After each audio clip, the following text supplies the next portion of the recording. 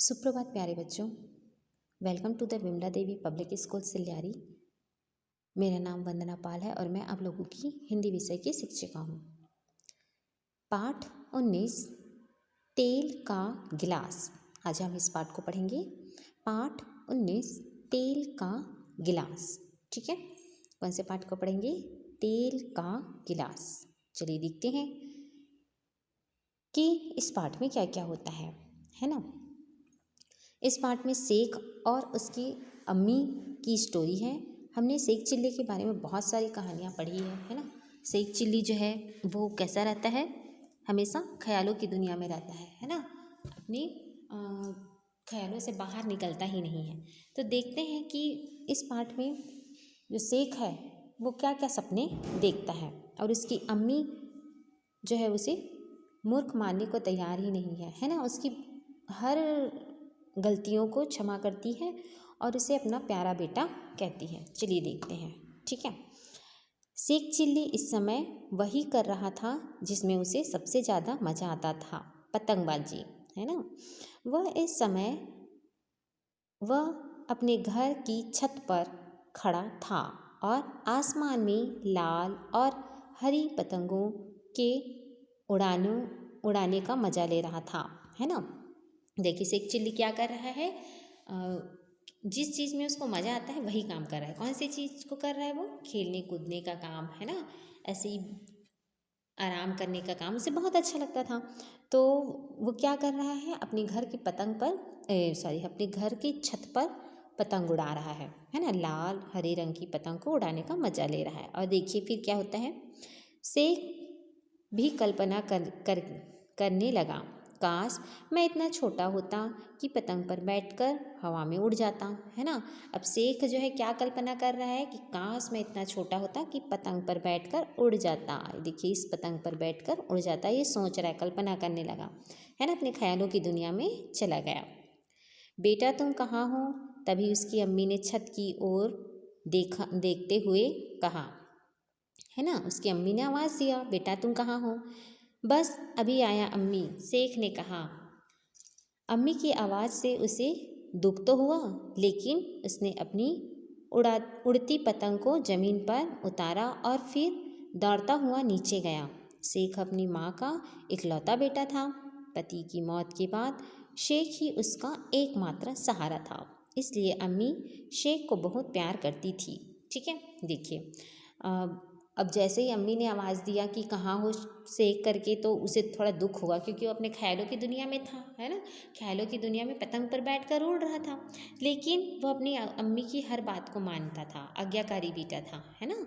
उसने जैसे ही अम्मी की आवाज़ सुनी वो अपनी पतंग को ज़मीन पर रख कर दौड़कर नीचे चला गया। ठीक है, शेख जो है अपनी माँ का इकलौता ही बेटा था, एकमात्र वही एक सहारा था, क्योंकि उसके पति की जो है मृत्यु हो चुकी थी, इसलिए। ठीक है, इसलिए वो उसे बहुत प्यार करती थी।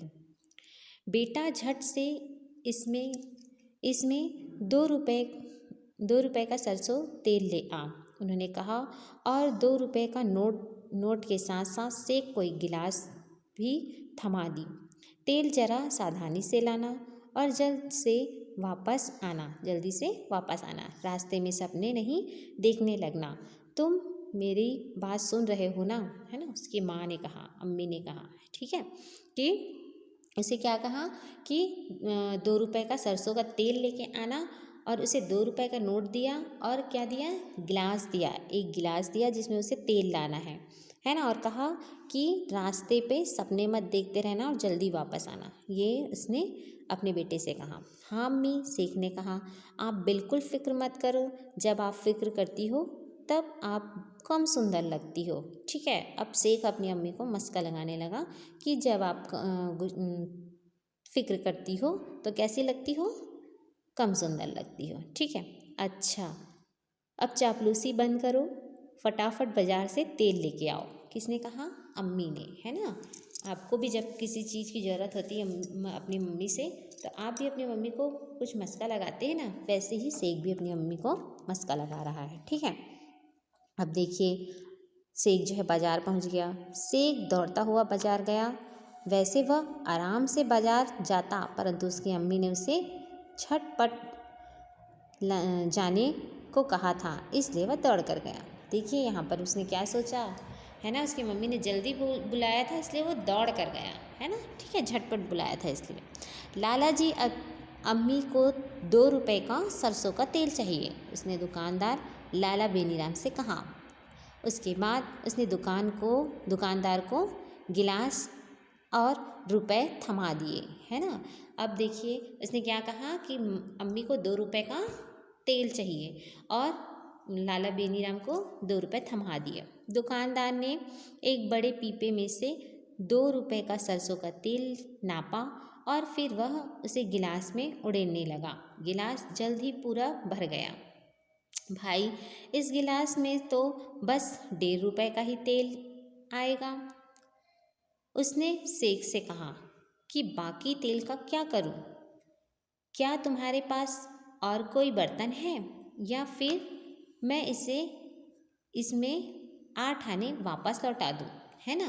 अब देखिए दुकानदार को उसने 2 रुपए का तेल मांगा और 2 रुपए थमा दिया, है ना। अब देखिए दुकानदार ने एक बड़े से पीपे में से 2 रुपए का तेल नापा और उसे गिलास में डालने लगा। अब गिलास जो है छोटा रहा होगा तभी तो जल्दी भर गया, है ना, जल्दी फुल हो गया। अब थोड़ा और तेल बच गया। तब दुकानदार उससे पूछने लगा, इस बाकी तेल का मैं क्या करूं? क्या तुम्हारे पास और कोई बर्तन है या फिर मैं तुम्हें पैसे वापस कर दूं? क्योंकि उस गिलास में कितने रुपए के तेल आए थे? 1.5 रुपए का, है ना। तो 2 रुपए में से कितने पैसे बच गए? 8 आने जो है बच गए थे, तो मैं क्या वापस कर दूं? ये उसने शेख से पूछा। अब देखिए शेख क्या करता है। शेख दुविधा में पड़ गया। उसकी अम्मी ने उसे ना तो दूसरा गिलास दिया था और ना ही पैसे वापस लाने को कहा था। वह अब क्या करे? तभी उसने एक तरकीब समझ में आई। गिलास के नीचे एक गड्ढा यानी छोटी सी कटोरी जैसी जगह थी। बाकी तेल उसमें आसानी से समा जाएगा। शेख के दिमाग को देखो कितना। आप सब भी ऐसी दिमाग लगाते हैं क्या? इस तरीके से दिमाग? चलिए देखते हैं। शेख क्या करने लगा कि जो गिलास के नीचे छोटा सा कटोरी जैसा बना रहता है ना, स्टेट टाइप का, ऐसे रखने के लिए, है ना। तो शेख क्या सोचने लगा, जो बाकी तेल बचा है वो उसके नीचे आ जाएगा। नीचे ना, गिलास के नीचे, देखिए अच्छे से ध्यान दीजिएगा, ठीक है। उसने खुशी खुशी तेल से भरे गिलास को उल्टा कर दिया। सारा तेल बह गया। फिर उसे गिलास के पेंदे में बनी छोटी कटोरी की ओर इशारा किया। बाकी तेल यहाँ डाल दो, उसने कहा। देखिए उसने उस थोड़े से तेल को डालने के लिए गिलास के नीचे वाले हिस्से पर डालने के लिए कहा, है ना, और पूरे तेल से भरे गिलास को उल्टा कर दिया और इशारे करते हुए कहा कि छोटा कटोरी नुमा जगह है उस पर बचा हुआ तेल को डाल दो।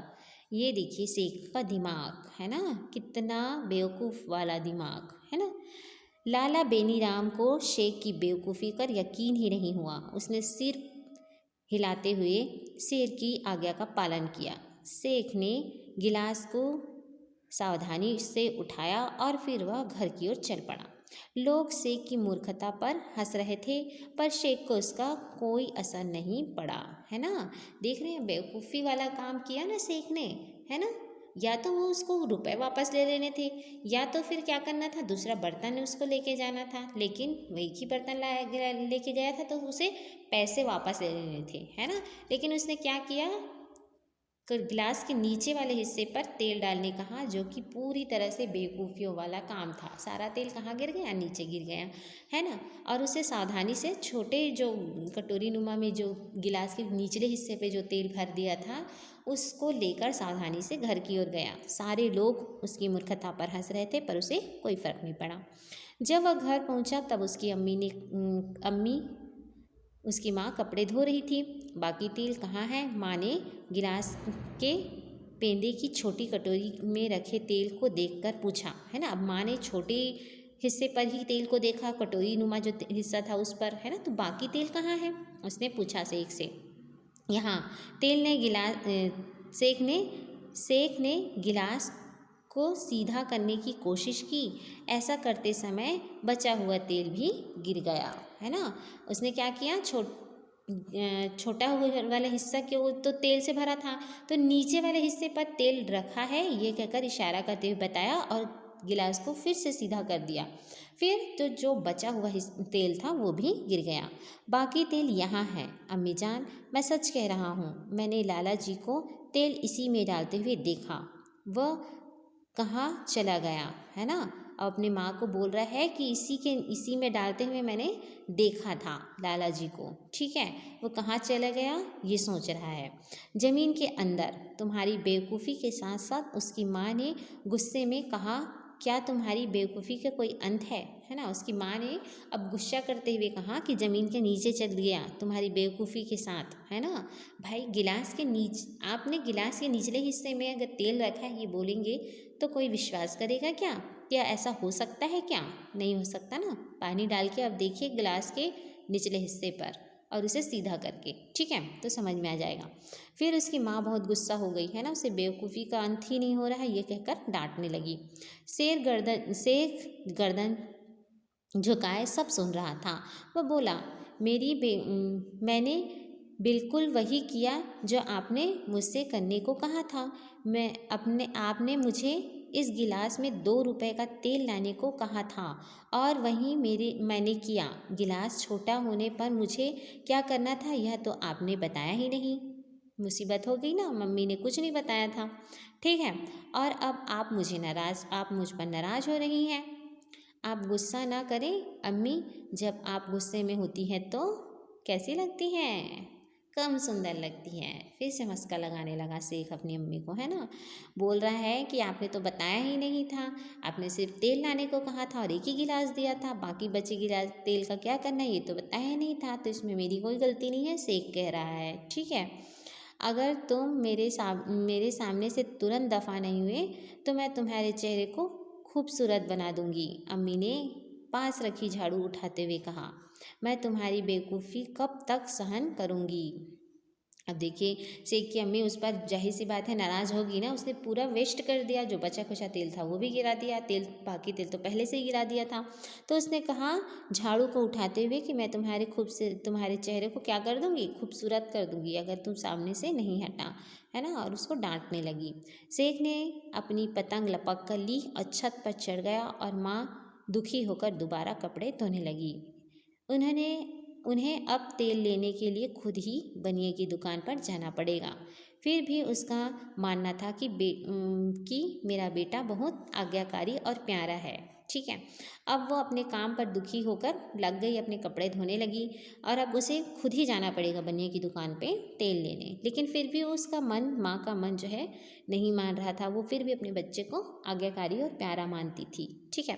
तभी किसी ने बाहर से दरवाज़ा खटखटाया।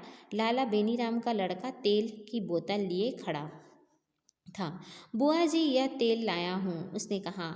जब शेख भैया ने तेल से भरे गिलास को उल्टा तो किस्मत से तेल वापस पीपे में ही गिरा। भैया कहाँ हैं? उन्होंने मुझे पतंग उड़ाना सिखाने का वायदा किया था, है ना। अब देखिए लाला बेनीराम का जो लड़का है वो गिलास में तेल लिए आता है, दरवाजे को खटखटाता है। जैसे ही शेख की माँ दरवाज़ा खोलती है तो बताता है कि शेख भैया ने तेल का गिलास को जब उल्टा किया तो किस्मत से वो सारा तेल किस में चले गया, वापस पीपे में ही चला गया। तो वो उसे बोतल में लेकर आया है, ठीक है। शेख कहाँ है ये पूछ रहा है क्योंकि उसने उसे पतंग उड़ाने के लिए सिखाने के लिए वायदा किया था, ठीक है। वो ऊपर है बेटा, तुम छत पर चले जाओ। शेख की माँ ने तेल लिया और उस छोटे बच्चे के गाल पर थपथपाया। फिर वह मुस्कुराती हुई दोबारा अपने काम में जुट गई, है ना। वो ऊपर है ये बताया और उसे प्यार किया, उसके गाल पर थपथपाया, है ना, और मुस्कुराते हुए अपने काम पर फिर से लग गई। देखिए बेटा चाहे कितनी भी गलतियां करे, है ना, बच्चे चाहे कितनी भी गलतियां करें, हर माँ को वो कैसे रहते हैं, प्यारे होते हैं, है ना। अपने तो माँ जो है सारे बच्चों को बहुत प्यार करती है। और लेकिन हमें शेख जैसी मूर्खता भी नहीं करनी है ना। अपनी समझ और बूझ को थोड़ी लगानी है, बुद्धि लगानी है, ठीक है। तो हमें शेख जैसी गलती बिल्कुल नहीं करनी है ना। जब भी हम बाज़ार जाते हैं तो सावधानीपूर्वक पैसे को जितने पैसे ले गए उतने का हम सामान दें, लें और वापस लेके आएँ केयरफुली, है ना। तो शेख जैसी बेवकूफ़ी आप सबको नहीं करनी है, ठीक है। तो ये है पाठ हमारा 19, तेल का गिलास। आप सब मुझे एक पेज इमला लिखेंगे और शेख का पतंग बनाकर मुझे सेंड करेंगे, ठीक है।